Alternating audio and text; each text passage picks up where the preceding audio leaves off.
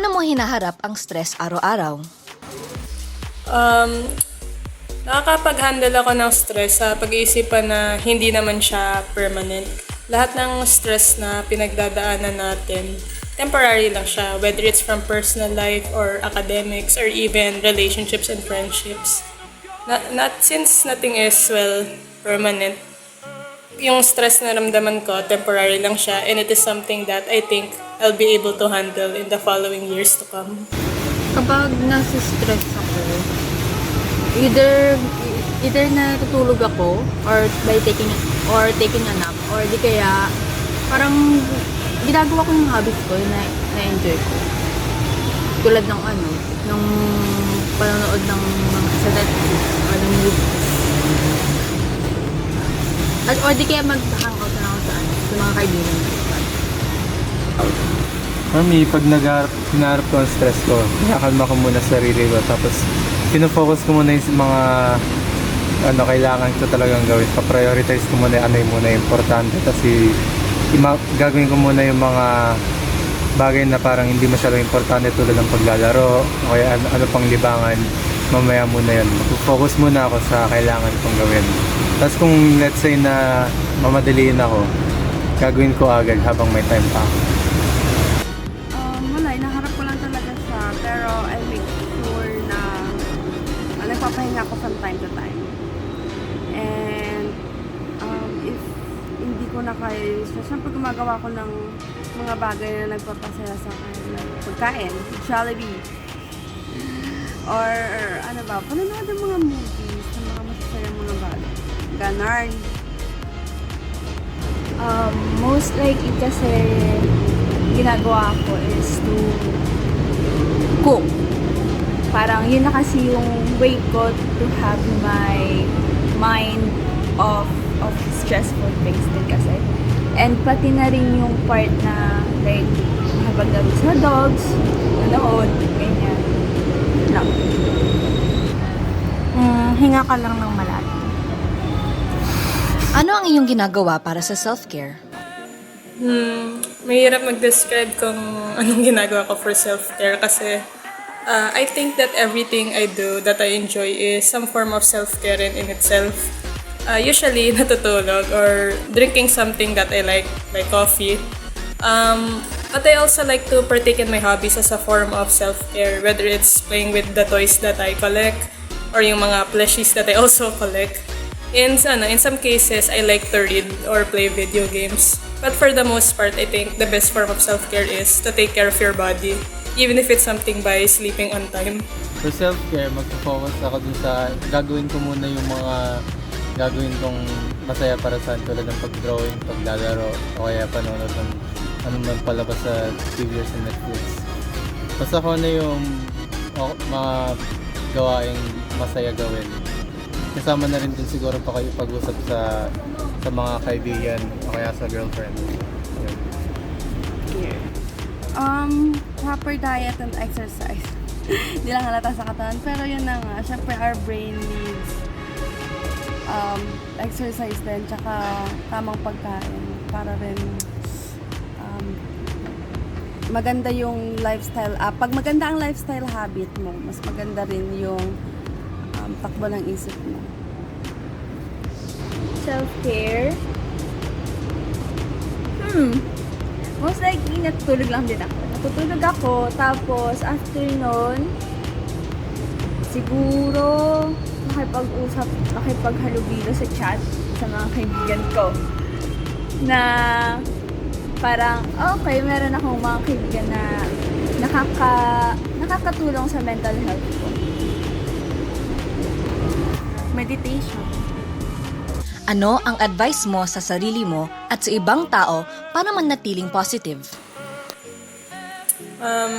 I think the best advice I can give is it's okay to not be positive all the time. An optimist cannot always be optimistic. Sometimes you have to be realistic. And I think that's a good way of knowing your own limits as a person. It's also a form of self-care in a way, to acknowledge your own shortcomings and to acknowledge where you can do better. You don't have to push yourself to always be positive, especially if you know that you can't.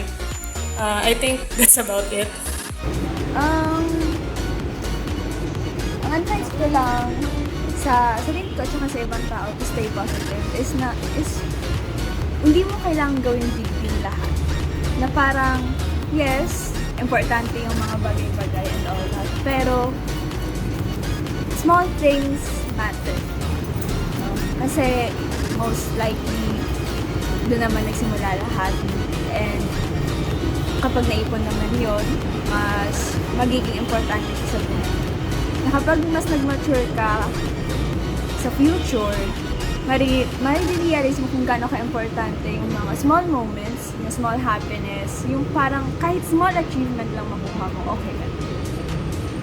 Advice ko sa kanila, para rin sa akin, huwag kayong ma-pressure. Kasi hanggang ngayon, di nyo lang alam. Marami kayong time. Kung pinofocus nyo lang kung gagamitin nyo lang yung time nyo sa kailangan talaga gawin, siguro marami kayong maka-accomplish. Hindi nyo lang napapansin kasi, miski ako, hindi ko rin napapansin yung mga oras na libre ako. Tapos bini-waste ko lang pala. So, mahalaga, isipin mo muna ano yung importante sa buhay mo, ano yung kailangan mo talagang gawin. Tapos, wag kang mapipressure, yun. Talagang hindi mo kailangan ma-pressure sa bagay kasi ang dami pa nating panahon. Kailangan talaga natin gamitin ng wise ang ating oras habang nabubuhay pa. Kasi mamaya na ang libangan, mamaya na ang hobbies. Kung may mas importante pang hinaharap tulad ng school at work.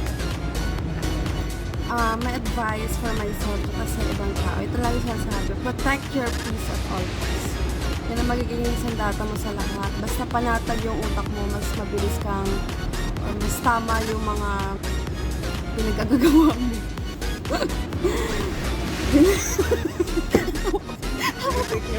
Ang lagi kong advice sa sarili ko at sa ibang tao ay protect your peace at all costs. Of course, yun ang magiging sandata mo para to stay positive kasi pag nasa kapayapaan kasi yung utak mo, mas mararamdaman mo. Staying positive, parang, siguro for the most part, parang, alamin mo muna yung mga limits mo. Kung parang, kunwari, kapag nare-reach mo na yung limit mo, doon ka na mag-take ng break or di kaya gawin mo na yung mga self-care at saka yung mga bagay na na-enjoy mo para hindi ka masyado ma-feel ng mga negative na emotions. Ganun. Well, personally, ang motto ko kasi sa life is just forget the past and focus on the present. And it works naman para hindi ako ma-stress and maging positive lagi sa life.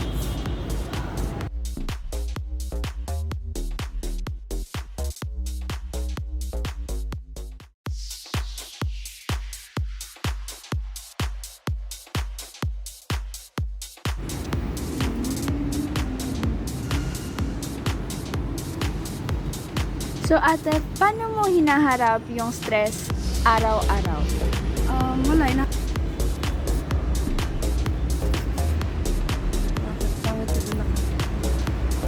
Sandata mo sa lahat. Basta panatag yung utak mo, mas mabilis kang, or mas tama yung mga pinagagagawa mo.